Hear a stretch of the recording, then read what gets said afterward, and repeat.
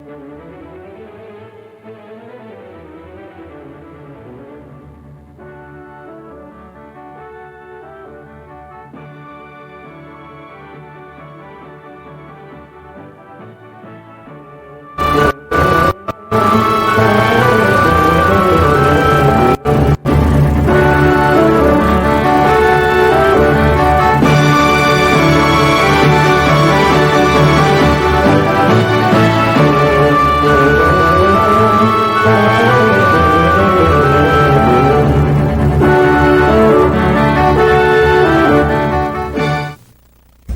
and welcome to another edition of From the Bookshelf.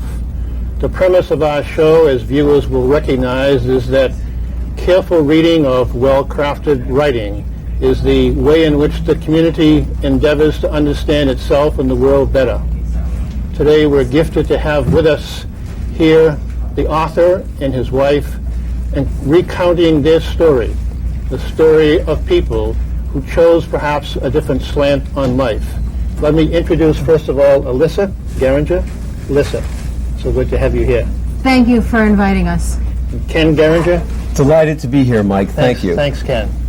The story is told in the book, Nobody Told Me. And I'm going to ask both Ken and Alissa to go back 30 or so years. As you wrote in the beginning of the book, it was a time when, if I remember, you said, Ken, you were 13 or in that time, and public school was simply, in my words, a drag, and things had to be different. Give us a few thoughts about, if you can, 32 years ago, really why sitting in that desk in that public school was really boring. Well, let me start off by saying that I've always been a rebel who played by his own rules, and through life I could never compromise my beliefs or philosophies, but I've always believed in the ultimate happy ending if you stayed true to yourself. Now, having said that, I'll go back 40 years. I was 6 years old. I had back then what's considered today attention deficit disorder, where I could never sit still, and back then I was labeled a bad kid, and they really did not know how to handle a bad kid back then. They just put me in classes with misbehaved kids, and they wrote me off as a person with very little potential. But I lived in a very unique time. There was something that happened called the counterculture. And luckily for me, during the days of the counterculture, I was able to find a free school where the teachers encouraged me and didn't worry about my sloppy penmanship, and they sort of told me that I had unlimited potential. Let me just interrupt and say, when you said you were 6, I'm trying to put this in the context for our viewers and people too, and say, are we talking in the time of after President Kennedy was assassinated, so we're talking in the mid to late 60s? Have I got that right? Yes. And so that was certainly, just to interrupt, but to give you more context, a horrendous time for America. The country was struggling with things that it never struggled with before. And yet, if you say you were born to be a rebel, another book, but also, did your writings or readings at some point go back to, let's say, Allen Ginsberg and Jack Kerouac On the Road? Was there any influence there in your personal life? Well, until I discovered a free school, I didn't even know about reading. I didn't know I was capable of it until somebody gave me a book. And the first book that I happened to have ever read was The Catcher in the Rye. Salinger. And I loved it. And from there, I went on to On the Road. And eventually I went to Hemingway. And I loved Ken Kesey, and I read many books in the counterculture era. So that gave you the impetus in reading some of that, but also it just didn't happen. Now, again, just in the early days and before you met Alissa, but you were in this public school, but then there was something brought you out of that environment, and you ended up in this alternative school. Is that a way to approach it? Or yes, I was boarding school, I was boarding school, and I would study things to get the grades to pass, because it was the worst thing in the world for my parents to bring home a D or an F. So I would spend hours studying things that I would ultimately forget the next day because it just didn't mean anything to me. And you know, I had so much energy and I wanted to get out in the world, but I didn't know how until I discovered Skunk Hollow High School. Alissa, when you first, and again, I'm thinking because I only read the book and don't have the encounter that was there, and I wasn't there in 72 and 70, whatever. But it just seems to me, in reading the first few chapters and the way Ken described doing this and doing that, and then seeing this young woman that somehow he was attracted to, and I guess he tried to say hello, and you said hello, but not much happened. And then later on in the book, there was a second encounter, and things began to happen at that point. Had you seen him before that encounter and seen something in Ken that said, this is different? The first time we met, he approached me and he asked me a question, and I was painfully shy. And I didn't know what to say, and I answered him very quickly and I turned away. And the second time we met, it was entirely different. For some reason, something clicked all of a sudden, and we fell into conversation. And I don't really know why the second time was different than the first. Maybe because it was several months later, and I had gained a little more self-confidence. And so that was the beginning of, well, let's see what happens from here. Probably not as young kids thinking too much about the future, but going with it necessarily, right? Yes, also I had become aware that he was attending this alternative high school that I always dreamed of attending myself. Being that my parents were very conservative, they were both public school teachers, I knew it was hopeless to even ask them if I could go to the school. But the second time I met him, I was aware he went to that school, and that did pique my interest. So you were at this school, Ramapo, is that? I was at a regular public high school in upstate New York called Ramapo Senior High School, which I did not like. And how long did you endure that difficult time at Ramapo? I graduated Ramapo, but for the last 2 years, 11th and 12th grade, they offered an alternative program, which I attended. And our program was modeled after the alternative school that he went to. So I think that was the only reason I was able to finish high school, because in 10th grade, going to the regular curriculum, I found it intolerable, but for entirely different reasons, that he didn't like public high school.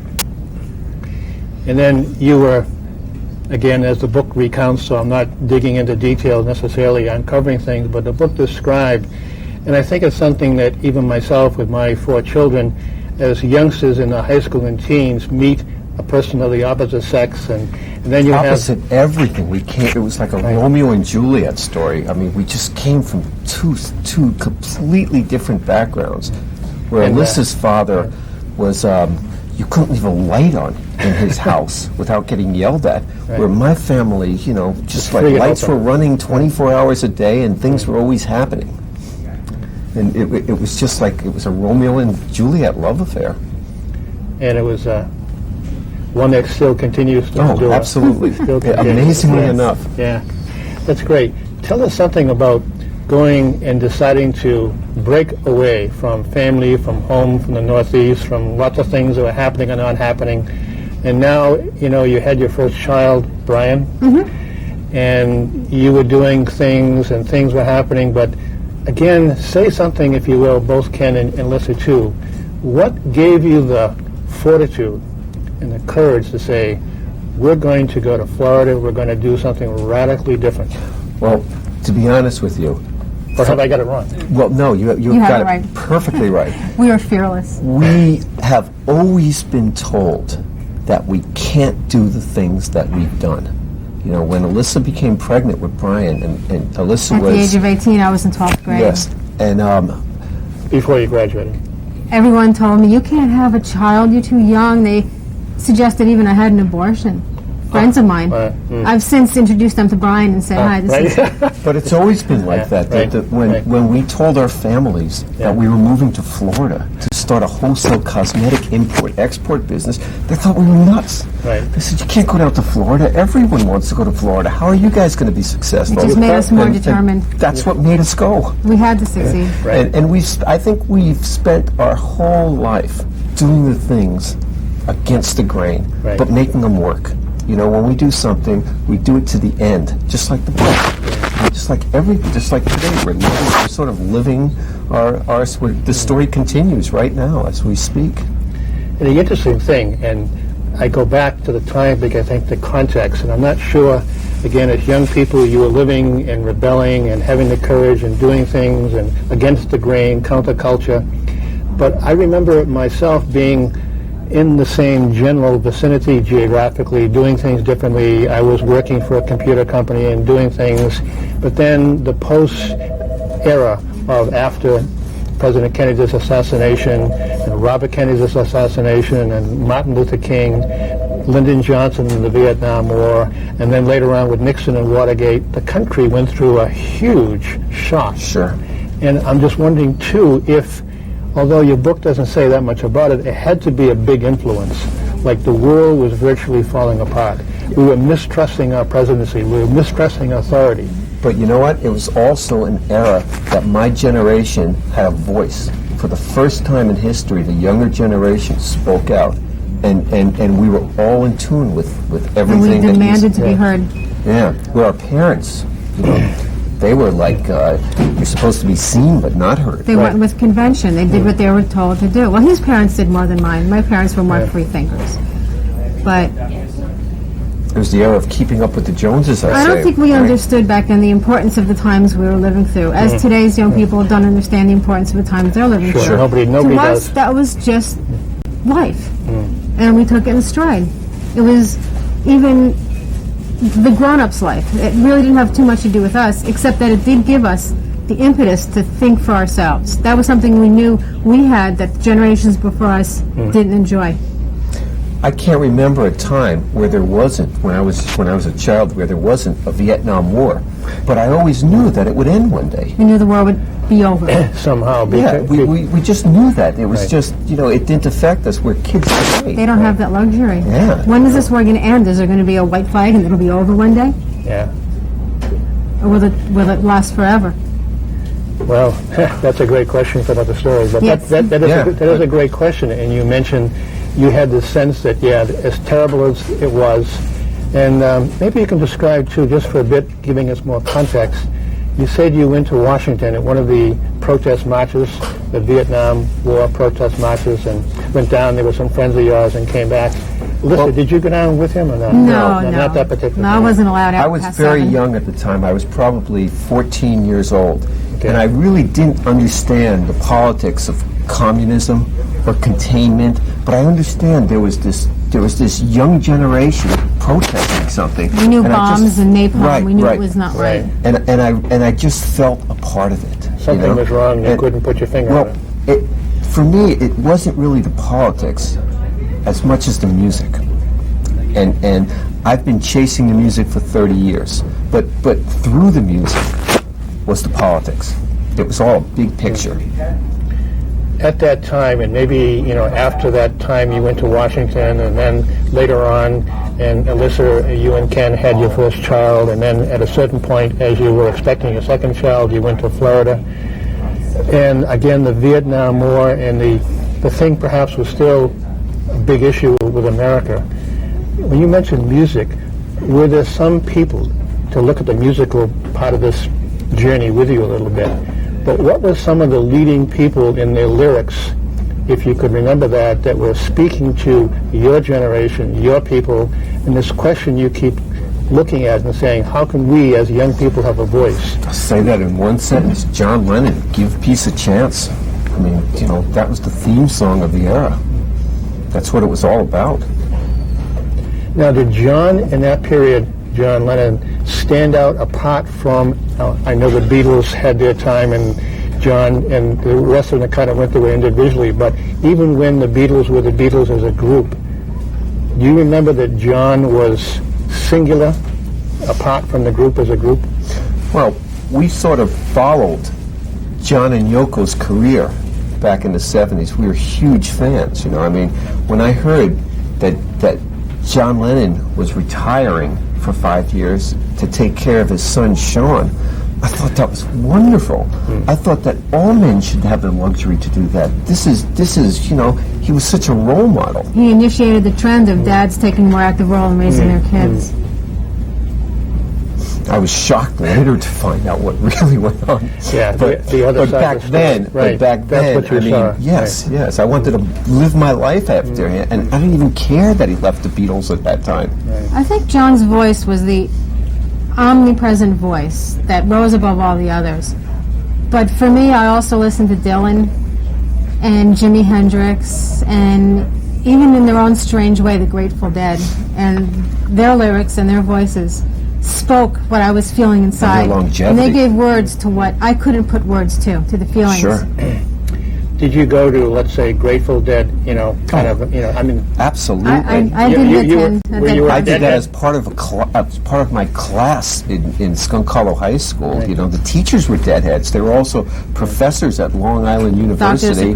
Doctors Yeah. Right. But they were also deadheads, and we used to go as a school to these like 17, 18-hour marathon concerts at the Grand Ballroom. That's when the guys were young and were really able to play. I don't think I saw the Grateful Dead until I was in my 30s.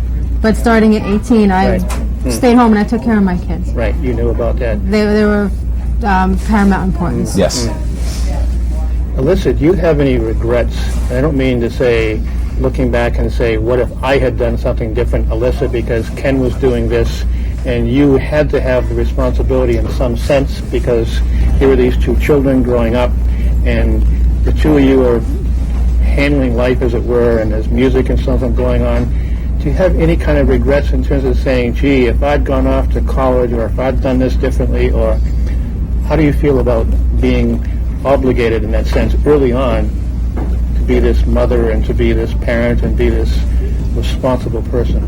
I never had big career aspirations. I never dreamed of being a CEO or a very successful career woman. What I really was interested in, and it was contrary to the times, was being a wife and a mother, especially a mother. I always wanted to have kids, and I wanted to be home, and I wanted to raise them, and that is what I had the luxury to do. And he was happy to support the family. Conquer the world.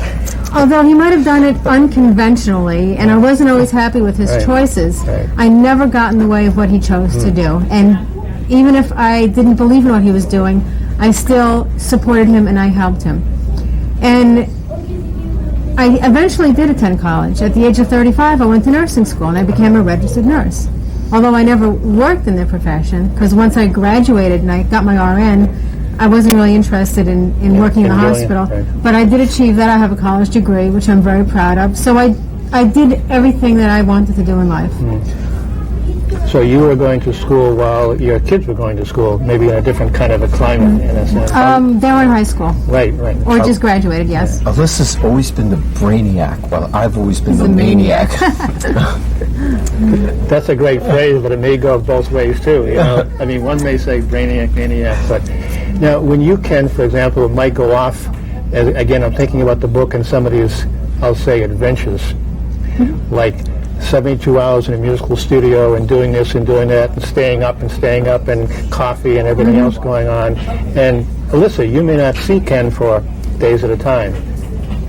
That must have been difficult. I mean, no? It's just natural. No, not really. We've always lived our life like that. Yeah. Even when we were kids, we did that, and we just took what we had in our youth and we just brought it with us to Florida. Like when I had my cosmetic wholesale company, I also had a house that was sort of the get-together house for musicians to come, jam, and record. I had like a little studio that was known, and I had musicians, and these were horrible days where people from other races didn't mingle, but everyone was coming to our house In to Florida, play music. it was very different than what we were used to in New York. Yeah, that was a shocker. Leaving, like you asked us about leaving New York and going to Florida. That was the big shocker, to realize that it didn't really happen. All the love and peace and nonviolent, it really didn't happen throughout the country. And we sort of used music as a get-together vehicle for people, and it worked. Right. It was a bond. But he was always free to go wherever he wanted to go, and I knew We took that eventually he'd get hungry and come home. Right. Well, that's a great deal of trust to have Yeah, between no two worries, people. no worries. Yeah, no worries and trust. But let's take a look at an episode, because I think it's an episode, but it says something too about the kind of things we're talking about. Sure. And the episode has to do with the time you went to the store. And I don't want to get into the name of the store for reasons or Yeah. whatever. Now Sure, defunct. sure. But you went to a electronics manufacturing retail store to bring back an item that was defective. It A wasn't computer working. printer. Right. And so, as I read the story, I said, gee whiz, many people may be involved in the same kind of predicament. Like, I have this is not working, what do? I go to the store, and the people are nice, and they tell me what to do, and all of a sudden, the world's falling apart. Now, some people may say, oh, well, gee whiz, and then kind of just minimize the grief and go on Yes. their way. But maybe this reflects, again, what you said earlier about rebelling and taking another approach. What brought you to be so aggressive? Well, sometimes you can't help it. You just get pulled into the system. You know, regardless of what you're doing, something happens and you're pulled in. I was pulled into the system, and the system wanted me to compromise my beliefs and my philosophies and put everything in a box and accept the fact that this is how we handle these procedures, but I couldn't do it. I knew I was right inside, and I couldn't, without giving away the book and what Without the story giving away is. the ending. Sure. We but, were but I had to arrested. stay true to myself. And we were arrested because we were returning a computer printer, but the store security guard accused us of stealing it. Right. And we prevailed, and we won, but we couldn't. Compromise and We sort couldn't. of But they wanted plea us to bargain. plea bargain and plead no contest, and we didn't do what we were accused of. And he insisted that he would fight it. I was ready to plea bargain. I just wanted the whole thing to go away right. and go back home. And it would have been simply plea bargain with us, and you could walk away without anything on your record Right. and just be free and clear. But I could never Couldn't admit to admit doing to something, doing something that I didn't we do. hadn't done. I just didn't know how to do that. So again, I have to say you were right. Well, you know, But you may not have said that at the time. Oh, I hardly ever say it. I try not to say and it. I really didn't like having to put so much up at stake. You know, my kids, everything. Well, you I put up your at life stake. We on could the have line. ended up in Yes. prison. You did put your life on. Again, I'm only taking this from reading the book, but it seems to me you did put your values absolutely. and your structure on the line. Who knows, maybe spending time in jail, doing this, whatever else, but you forged ahead. And again, I'll come back to that. You used the phrase just a few minutes ago, brainiac and maniac. Yes. And as a reader, not as a person who was there, not as a person who knew you then or getting to know you now a little bit, but here's the male aggressor saying, we're going to fight this. And here's Alissa saying, gosh, I'm anticipating like family, survival, do you fight or flight, the whole thing. And so is that reflective of your Absolutely, relationship? Yes. It's still like that. Yes, that was the hardest one because she was involved. Like later on, when I was asked to do it again, my beliefs with Two Live Crew and the concert, and Right. I mean that was easy. That was all because it him, was so. me. This was the first time that my family was Involving the family, yeah. was brought in. It's to always something. his fault. Yeah. Not many people go through life, true to their self. Let's come back again for a few minutes left that we have and get into some intangibles, but maybe really tangible items here. It seems to me, if I read the book carefully, you mentioned toward the end of the book that there was a time when you were young and creating like journal entries.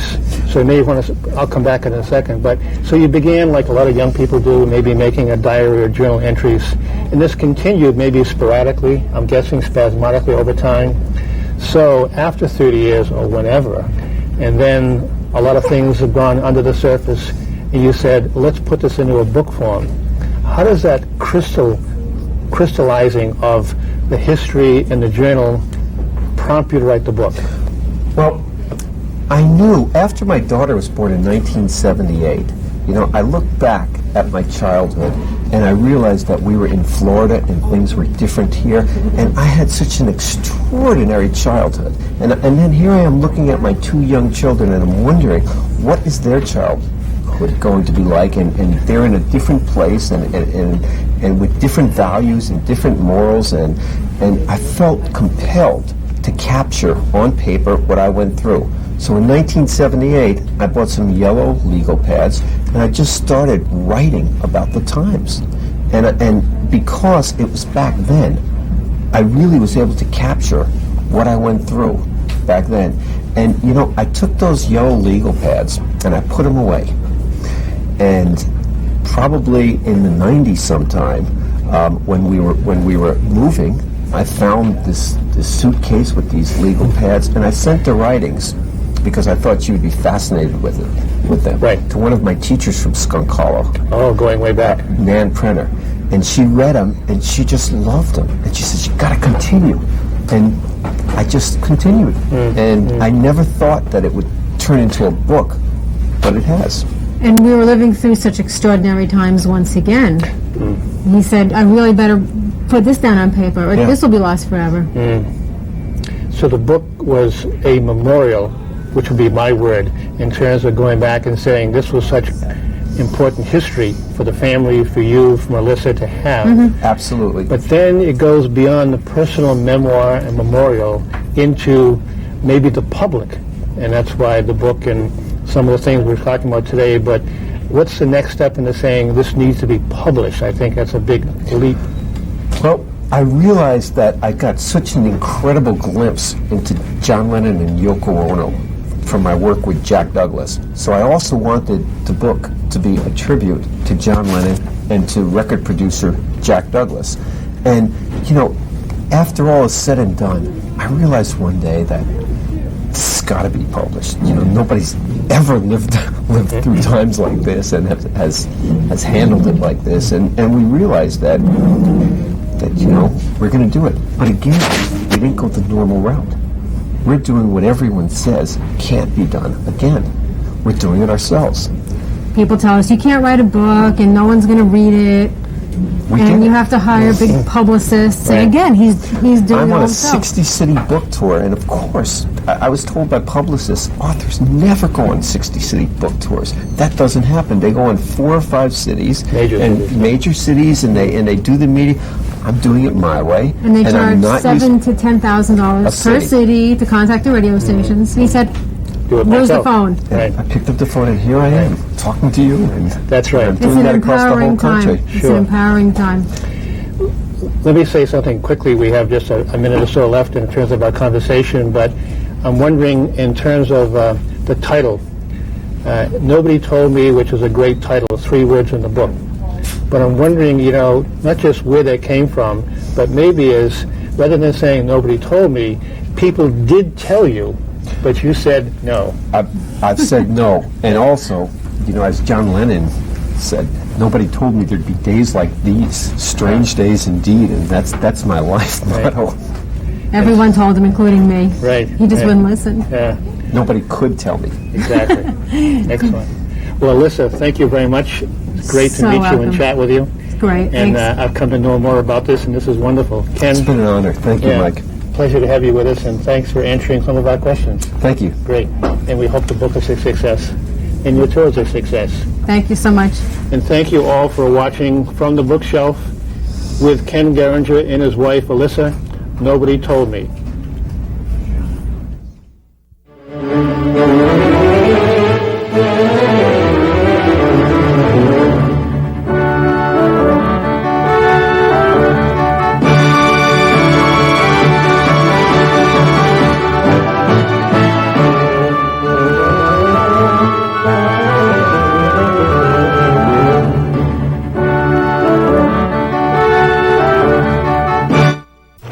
We return all our cans and bottles. Yeah, we help to reduce the world's waste. But aluminum? It's like gold. Oh, yeah. Environmental defense. Get green. For more environmentally friendly tips, go to getgreen.com. Oh, there's a bottle. Where? Right over there. To your left. To your left. There you go. You got it. You'd never know it, but nearly half of today's military are National Guard and reservists. However, they can't answer our nation's call without their employer's support. If you're an employer, visit esgr.org and find out how to do your part.